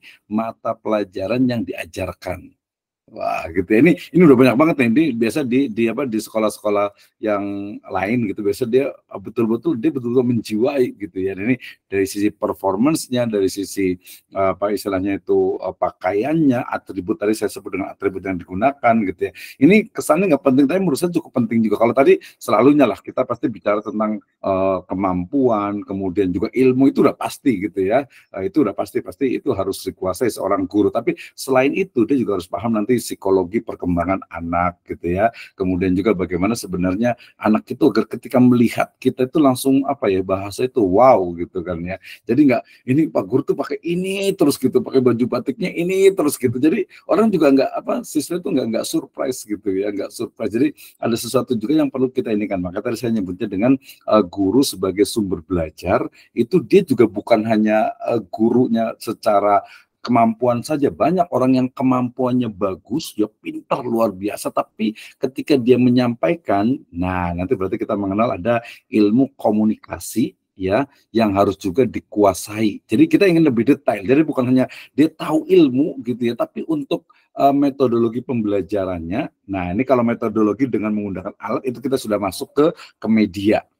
Ya kan ya, ke media tadi misalnya ada tadi salah satu mahasiswa itu menyebutkan tentang apa untuk pakai tanah, kemudian juga ke pemulasaraan jenazah, kemudian ikut-ikut ke kegiatan-kegiatan keagamaan gitu kan ya, itu sangat bagus. Tapi kalau dipraktekkan ya mungkin dia perlu waktu tertentu gitu ya, perlu waktu tertentu dalam artian itu waktunya dia perlu panjang ya, kemudian juga waktu-waktu tertentu saja kan. Kalau jenazah kalau yang meninggal kan nggak tiap hari gitu ya, berarti dia juga harus ada praktek pemulasaraan juga gitu. Jadi yang orangnya memang belum ada, mungkin pakai boneka dan sebagainya. Baik, kembali kita saya akan fokus, masih ada waktu, saya mungkin kasih 15 menit lagi ya. Jadi kita sepakat dulu bahwa guru itu adalah sumber belajar.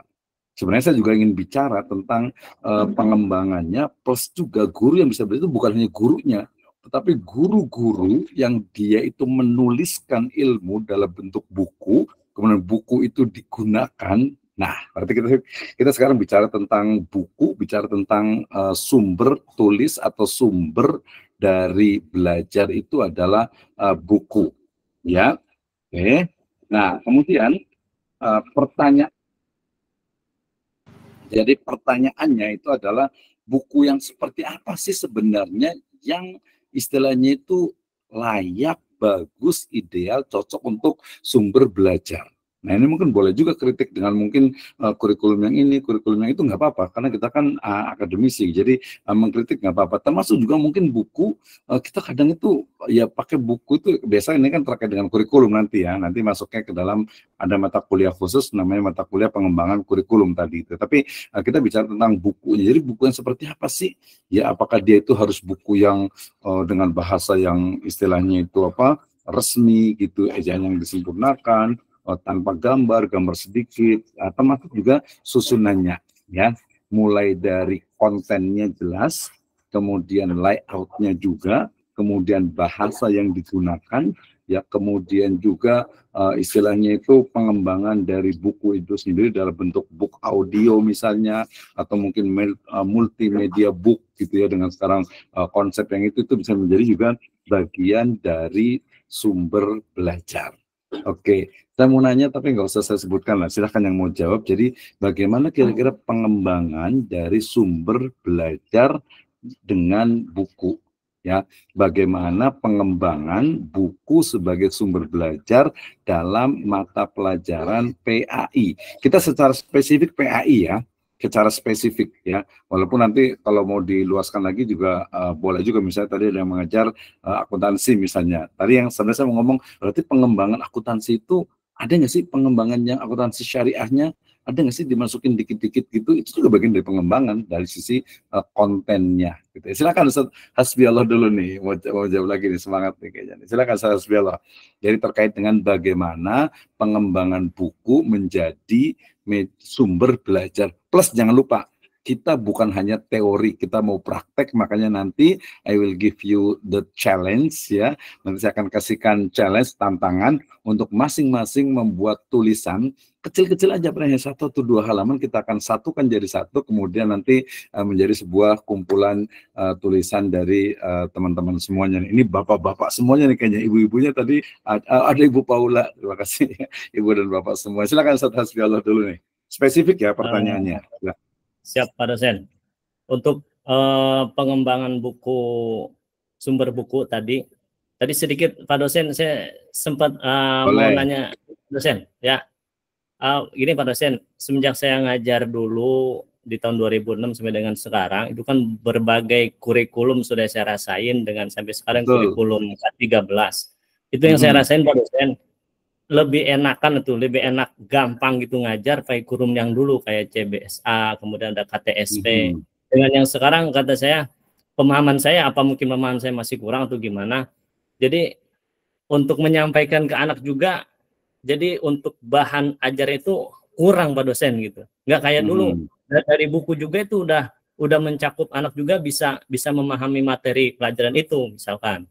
Jadi kayaknya sih untuk perubahan kurikulum, kalau kata saya tadi kan kita harus kritis ya.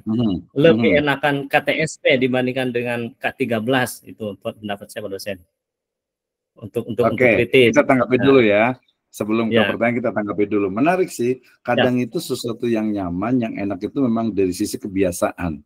Misalnya nih, ya banyak teman ya, orang-orang yang lahir tahun 60-an, 70-an tuh dia sukanya lagu-lagu yang klasik gitu, yang lama. Nah, itu enak gitu kan ya. Enak gitu kan ya. Nah, kalau yang udah 80 itu udah beda lagi. 90 beda lagi. Ya 2000 itu beda lagi juga gitu ya. Nah, sehingga kemudian termasuk juga yang karena sudah itu di KTSP, kemudian juga di Kurtilas gitu dan sebagainya, sehingga ketika menghadapi kurikulum Merdeka ini dianggap ini kayaknya agak-agak beda, susah gitu ya. Mungkin kalau saya sih lebih cenderung memang tadi, karena tadi sifat guru kan harus open mindset, harus terbuka ketika memang apalagi dipaksa gitu ya, walaupun tadi tetap saja kita punya bergaining sebenarnya itu. Nah, berita terbaru juga nanti kurikulum Merdeka juga akan diganti lagi menjadi kurikulum Pancasila atau kurikulum nasional ya.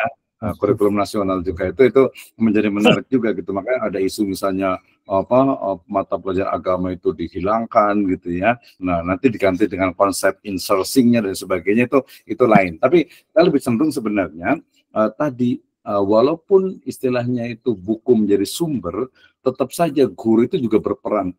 Pertanyaannya adalah, apakah Anda sebagai guru hanya mengajarkan materi yang ada di buku itu saja, atau dari buku-buku yang lainnya plus dari our experiences?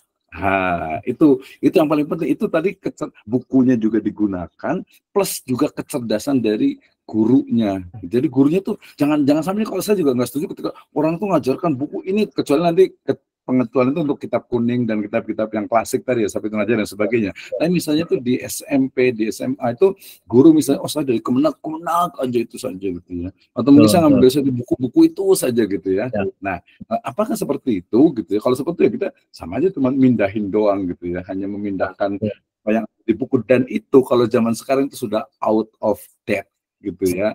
Sudah ketinggalan zaman, anak itu lebih pinter daripada gurunya bisa jadi. Itu tanggapan saya gitu ya. Jadi sebenarnya sih karena memang aturan di Indonesia, kita harus melihat juga ya, kalau ini salah ya berarti kita tinggal modifikasi. Toh pemerintah juga memberikan panduan-panduan saja, kita ujungnya adalah ke kita sendiri. Oke, selanjutnya jawabannya tadi kira-kira seperti apa nih untuk mengembangkan buku sebagai media pembelajaran, sumber belajar. Silakan. Ya, silakan Ustaz Bialon.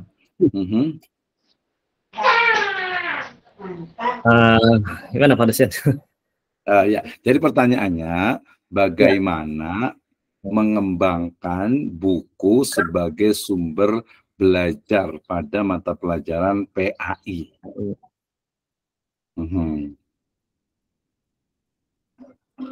Oh, saya mau jadi komentar nih ya. Kita ini kan dulu nggak apa-apa. Lanjut ya, Pak dosen. Ya. Enggak. Saya juga mau nanya juga, mau ngomong kayak ini. Ustaz Herman ngomong dulu sebelum ke Ustaz Ahmad Al-Jairi, silakan. Lanjut. Ya, boleh Pak dosen saya menjawab dulu ya, memberikan komentar yang tadi yang Pak dosen bilang bahwa mangga silakan. Belajar buku ya, yang terutama PAI. Menurut saya untuk pengembangan itu, kalau misalkan kita menggunakan, kebanyakan di saya di madrasah itu cenderung menggunakan LKS. Sedangkan LKS itu dibuatnya oleh orang mana saja kan, kebanyakan dari daerah Jawa Tengah diambil. Betul, tapi, setuju. Sumber buku yang menjadi sumber belajar yang lebih efektif itu adalah gurunya membuat sendiri dengan cara mengambil dari beberapa kurikulum yang ada. Bisa kayak misalnya tadi yang disampaikan Allah, CBSA bagus, masukkan. Kemudian KTSP ada bagus, masukkan. Nah, itu. Jadi kita kolaborasi dari berbagai tingkatan kurikulum yang sudah ada supaya dibuat lebih menarik lah itu buku tersebut. Jadi menurut saya makanya bagaimana guru tersebut bisa menulis minimal bahan ajar atau lembar kerja siswa lah, seperti itu Pak dosen. Terima kasih. Oke, terima kasih Ustaz Herman, setuju. Kita ke Ustaz Ahmad Al-Jairi, silakan. Boleh silakan. Ya, sedikit saya memberikan tanggapan mengenai buku yang harus kita jadikan sebagai acuan ya untuk pembelajaran siswa. Apa yang tadi sudah disampaikan oleh Pak dosen itu betul sekali, artinya buku itu kan sebagai salah satu sumber ya. Jadi kalau dijadikan sebagai sumber berarti tidak boleh ada sedikit kesalahan. Nah, pengalaman saya memang saya ketika mengajar di madrasah nih, saya kan ngajar di madrasah Pak dosen di Aliyah, Madrasah Aliyah. Betul. Di bidang studi Al-Quran Hadis. Jadi saya juga sama seperti Pak Suherman juga mengajar dengan acuan buku LKS gitu. Tapi saya tidak jadikan LKS itu sebagai sumber utama di pembelajaran saya.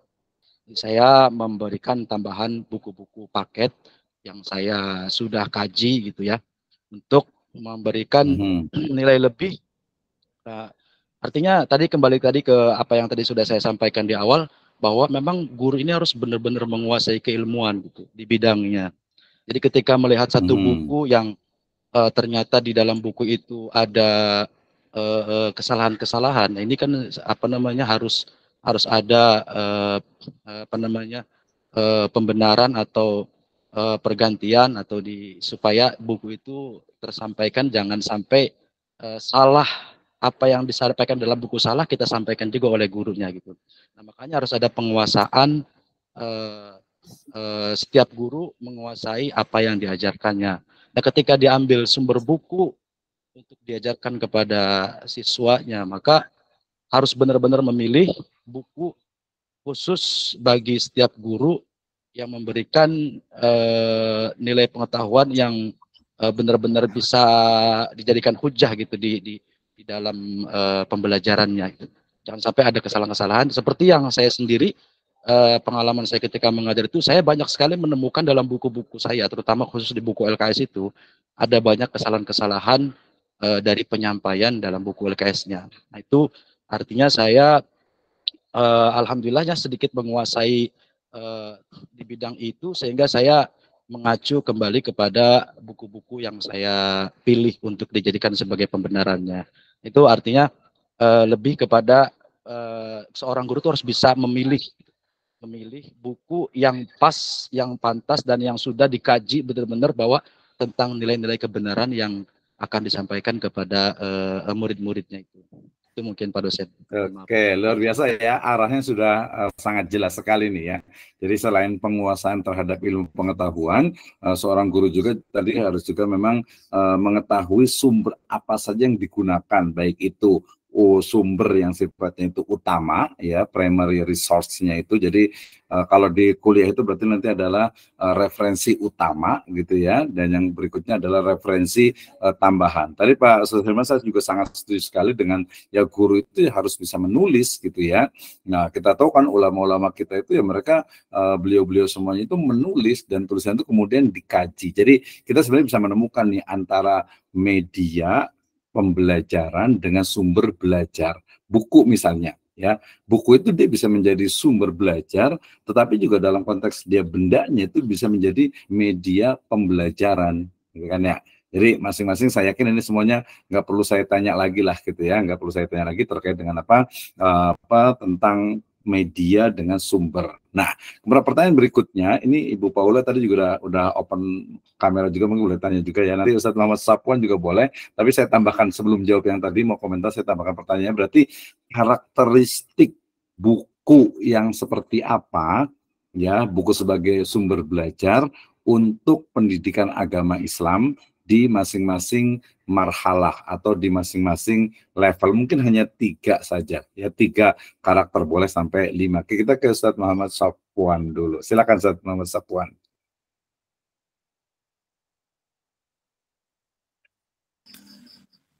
Ya, assalamualaikum warahmatullahi wabarakatuh. Dari pertanyaan Pak dosen itu, menurut saya buku yang memang layak untuk dipakai untuk pembelajaran ya tentunya di sini harus merujuk kepada kitab-kitab maupun buku-buku yang terpercaya gitu ya. Kalau kita rasakan sendiri kalau kita di sekolah itu kan banyak sekali buku-buku dari Diknas itu justru malah hampir-hampir tertumpuk saja tanpa dipakai itu. Hampir orang lihat itu udah ogah banget. Ya saya sendiri merasakan kalau baca buku itu aja kayaknya nggak percaya ini sumbernya benar atau tidak kan begitu. Karena ya kita tahu sendiri buku-buku itu kan modelnya proyek ya, proyek dari pemerintah. Sebenarnya kita butuh amat begitu. Tidak butuh amat karena jelas banget itu banyak apa ya? Banyak editan yang kagak jelas. Ya kan maksudnya ada revisi-revisi. Masa iya sih buku revisi setiap tahun itu kan kayaknya cuma ngabisin anggaran saja begitu. Ya kalau menurut saya buku-buku yang bagus itu ya kayak buku-buku zaman dulu kita waktu masih kecil belajar tuh ya benar-benar syarat dengan pengetahuan, sementara dengan yang sekarang ini apalagi dengan adanya tema-tema itu waduh itu pengetahuannya sedikit banget. Sulit sekali bagi guru-guru yang baru yang barangkali tidak pernah jarang sekali membaca itu akan repot sekali itu. Mereka akan fatal seandainya hanya menyampaikan hanya segitu, apalagi kalau ada yang kesalahan kan, karena saya pernah temukan di buku PAI ya dari Diknas itu juga yang membicarakan tentang Wali Songo itu, aduh banyak yang ngawurnya luar biasa itu. Iya betul, ngawur. Sejarah ya, betul. Ya sejarah ngawurnya luar biasa Pak dosen. Dan ini kekhawatiran kita tuh seperti itu, makanya saya sendiri juga hampir-hampir nggak percaya tuh pakai buku-buku dari Diknas itu.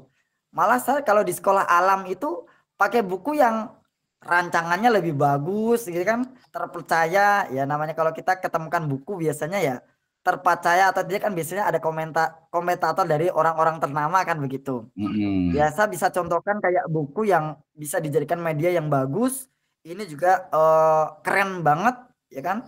Dulu waktu saya masih mondok itu sangat haus lah yang namanya membaca gitu ya. Dengan keterbatasan buku, saya pernah temukan buku yang sangat bagus karangan dari Habibur Rahman Al-Shirazi itu, walaupun itu berbentuk novel ayat-ayat cinta itu Pak dosen. Tapi itu bahasanya bagus sekali. Tidak hanya bersyarat tentang percintaan, tapi di situ juga memuat sejarah, memuat Al-Quran dan hadis, memuat toleransi antar agama, ya kan, memuat poligami juga kan begitu, memuat apalagi ya, bahasanya juga keren banget lah itu. Itu kan bagus banget lah. Kalau seandainya ada orang-orang yang mengarang buku yang sebagus kayak Habibur Rahman Al-Shirazi itu, mungkin juga bagus banget itu bagi guru-guru, mungkin betah membacanya. Kayak saya sendiri kalau membaca buku yang susunannya tidak beraturan, bahasanya kurang bagus juga nggak enak Pak dosen kalau bacanya kita itu. Contoh lagi kayak Sirah Nabawiyah juga itu kan ada beberapa yang bahasanya memang kurang enak kita baca, tapi ada juga yang enak dalam gaya metode penulisannya tuh kayak novel begitu, itu bagus lah. Itu mungkin bisa dijadikan sebagai pengembangan bagi penulis yang menyediakan buku-buku pembelajaran begitu. Karena kalau yang saya rasakan ini benar-benar tidak efektif bagi guru-guru, bagi kita para pendidik ini. Kalau kita mengambil buku dari pemerintah ini atau dinas, benar-benar itu rata-rata tidak dipakai, dan itu hanya menghambur-hamburkan anggaran saja. Lebih bagusnya ya referensi dari buku-buku yang terpercaya begitu. Itu saja mungkin Pak dosen. Oke, terima kasih ya atas ini Ustaz Muhammad Sofyan. Saya juga dapat buku dari teman juga nih, buku baru nih. Oh, kameranya nggak kelihatan nih, kenapa nih? Bentar.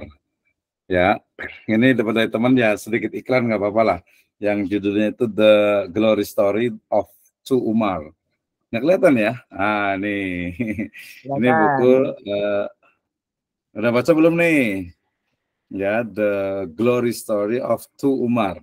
Ini cerita dua Umar, ya, Khalifah Umar bin Abdul Aziz dan Umar bin Khattab. Ini kebetulan saya ngasih sedikit ininya, endorse-nya, ininya sedikit di tulisan ini, di bukunya tuh. Tapi ini dibaca menarik juga, cukup bagus. Tapi kan dia untuk suplemen, ya, bukan untuk buku sumber utama. Dia sumber juga, tetapi bukan sumber utama. Kenapa? Kalau sumber buku untuk pembelajaran, misalnya Sirah ataupun SKI, dia kan harus dirunut gitu ya.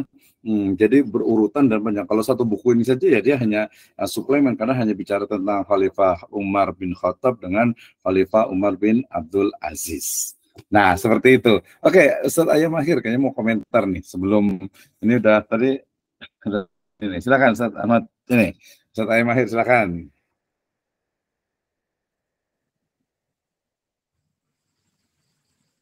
Ya, silakan. Oh, suaranya belum ada. Iya ya, halo. Ya, silakan. Ya, terkait dengan buku Ustaz ya sebagai sumber belajar. Sebetulnya kalau saya justru kurang sepaham dengan Ustadz Safwan nih yang banyak main di alam. Biar rame. Nggak apa-apa. Silakan gimana? Jadi sebetulnya mungkin karena gaya belajar saya yang auditori dan visual ya. Jadi justru buku paket yang diterbitkan Diknas sebetulnya sudah cukup komunikatif ya, sudah komunikatif. Di dalamnya juga kami sudah mengakomodir kebutuhan siswa gitu. Tinggal lagi guru harus menguasai penggunaan buku tersebut seperti itu.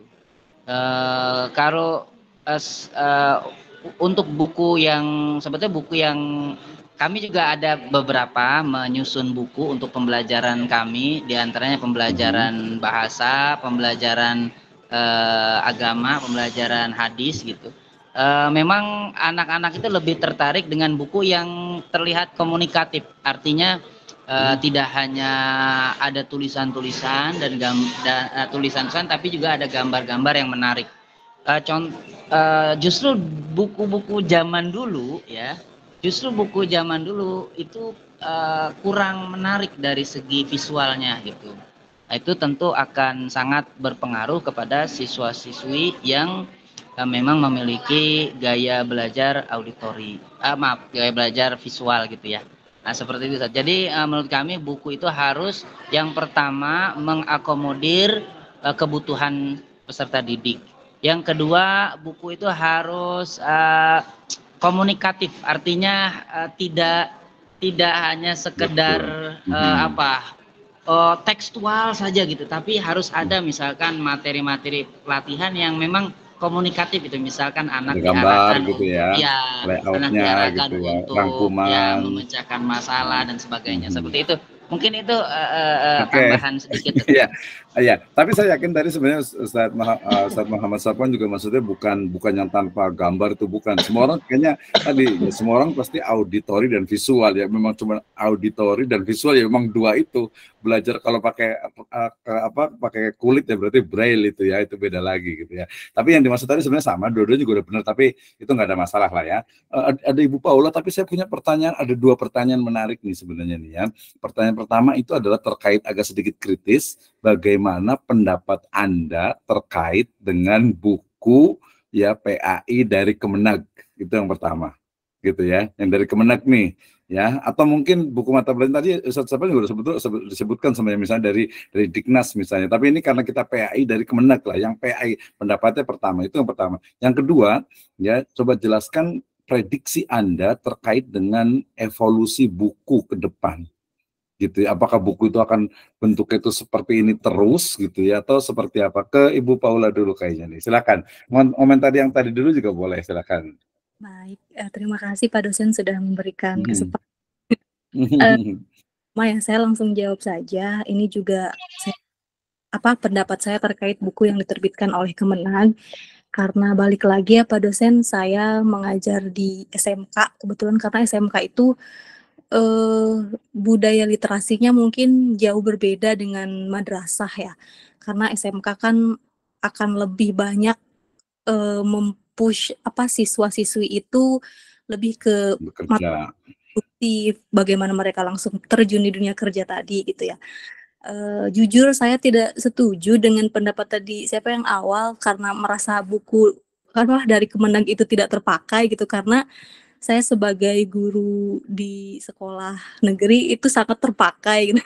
Kenapa demikian? Maksudnya sangat terbantu karena itu kan acuan awal untuk siswa-siswi ya, karena kan kalau di SMK mungkin buku panduan itu ya dari sana gitu, buku sumber belajar utamanya dari sana gitu, meskipun tadi sudah dijelaskan oleh Pak dosen sumber utama 2 sumber belajar bagi siswa itu, 1 gurunya, 2 bukunya gitu.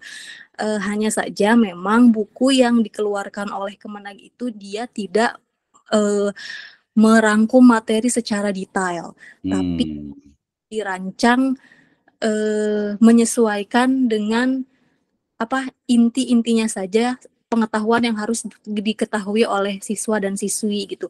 Memang itu tidak mendetail gitu, dan siswa-siswi itu akan sangat kesulitan memahami istilah-istilah yang ada di dalam buku tersebut, memahami materinya, karena memang mungkin kalau basic sekolah negeri kan tidak memiliki basic pengetahuan agama yang mendalam, sehingga mungkin dinilai akan sangat agak sulit gitu.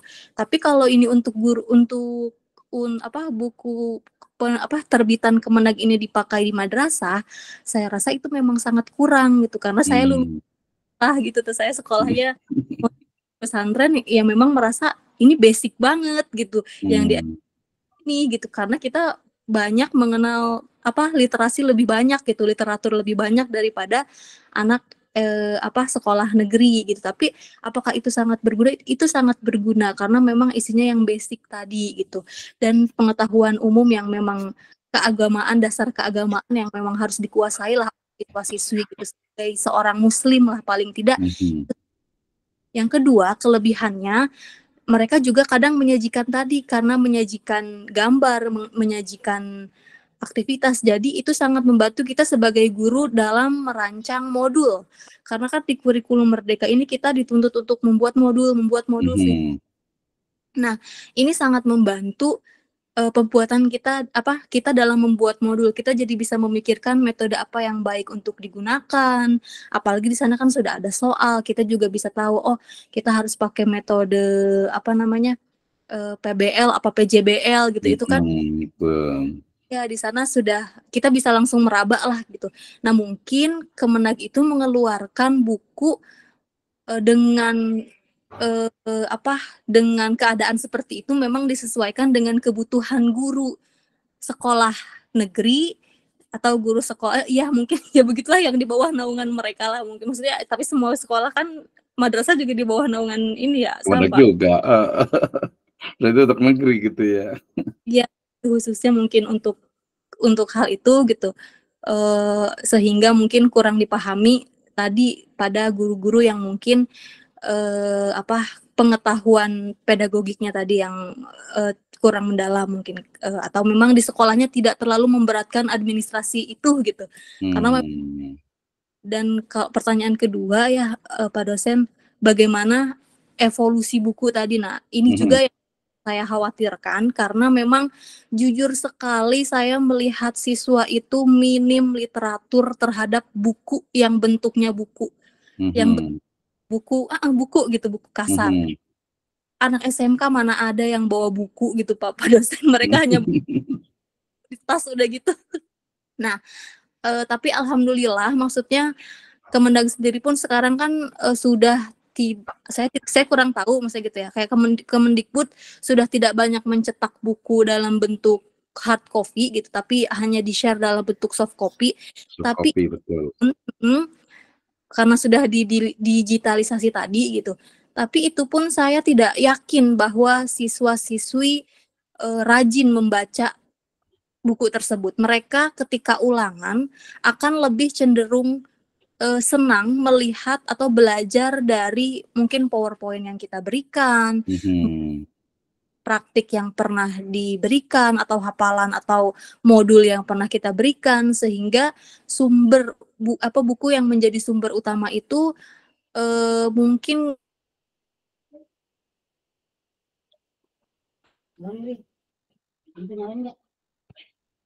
kedepannya bukan lagi menjadi pegangan siswa-siswi,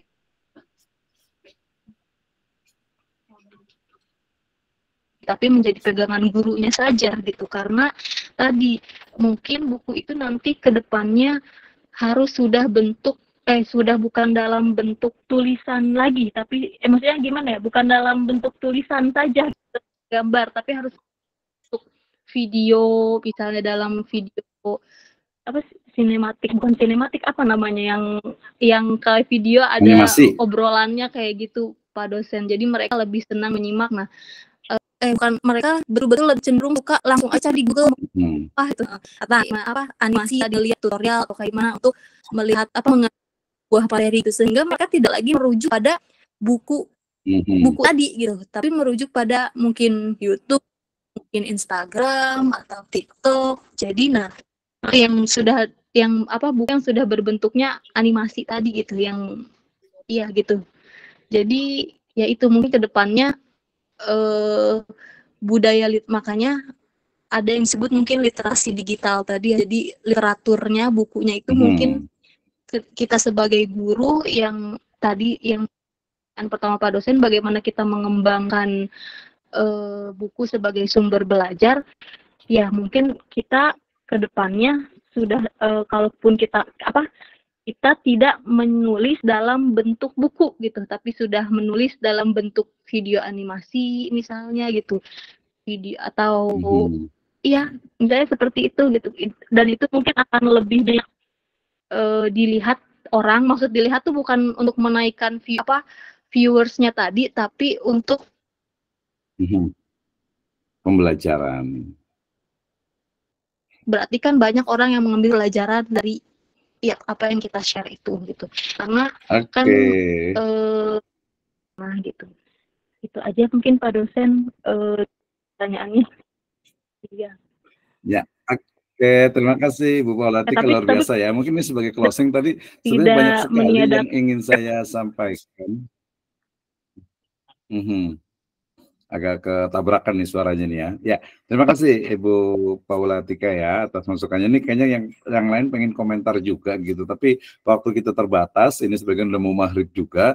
Tapi terakhir tadi sebenarnya kesimpulannya itu terkait dengan sumber belajar ya. Kalau jadi kita urutkan, jadi kita sistematikan, kita istilahnya itu diurutkan mulai dari nomor 1 gitu ya. Jadi sumber belajar itu adalah tentu saja gurunya itu sendiri. Ini satu sisi. Nanti sisi lain juga guru itu juga sebagai fasilitator sebenarnya, sebagai dia juga menjadi media pada beberapa bagian. Jadi jangan juga ini kan media, ini kan sumber ya. Jadi itu adalah sumber, guru sebagai sumber tapi di sisi lain dia juga kadang bisa menjadi media. Oke, sumber, kemudian juga buku, buku, ya, kemudian juga tadi yang saya bayangkan juga dunia internet, aplikasi, kemudian juga ke artificial intelligence sampai yang kemarin tren untuk metaverse misalnya gitu, itu juga sangat mungkin gitu ya. Kemudian media nanti kita akan bahas di pertemuan yang akan datang, pertemuan berikutnya dengan slide dan sebagainya. Kemudian karena ini adalah kalau nggak salah ini ya seperti kemarin pertemuan terakhir untuk sebelum Ramadan, jadi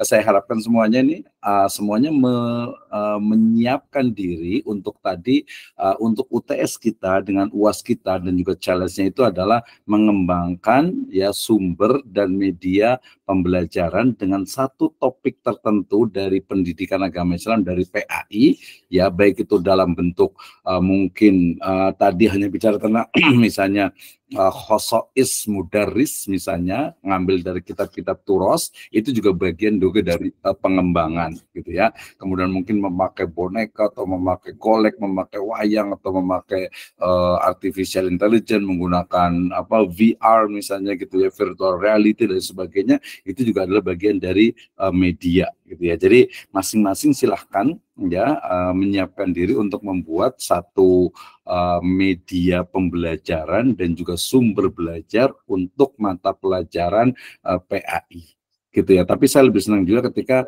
yang memang ada manfaatnya untuk diri sendiri ya, ada manfaatnya untuk keseharian. Jadi mungkin di sini ada yang bukan guru misalnya, oh kiai, ajengan, ustadz dan sebagainya, ya udah berarti bikin media untuk misalnya untuk ceramah, untuk khutbah Jumat, atau mungkin untuk kultum dan lain sebagainya. Misalnya paling gampang ini, PowerPoint. Kita nggak hanya bicara tentang PowerPoint, tapi bagaimana agar PowerPoint itu memang menarik dan juga efektif untuk media pembelajaran. Kayak gimana caranya? Ya guru juga, guru ketika mengajar SKI, mengajar tafsir, mengajarkan Quran hadis, mengajarkan misalnya fikih dan sebagainya, dia harus dari sisi performance-nya dia betul-betul menjiwai. Belum lagi the next levelnya itu adalah ketika kita mengajarkan dengan satu buku dengan buku yang lainnya, dan the big question, pertanyaan besarnya adalah kapan kita mengajarkan toleransi, kemudian keragaman, perbedaan dengan sumber dari sumber. Ini agak level agak lebih tinggi ini ya. Ini juga perlu kita pikirkan dari sekarang. Saya pernah ulang itu lagi gitu ya. Jadi terkait dengan sumber belajar, termasuk gurunya, termasuk juga sumber belajarnya.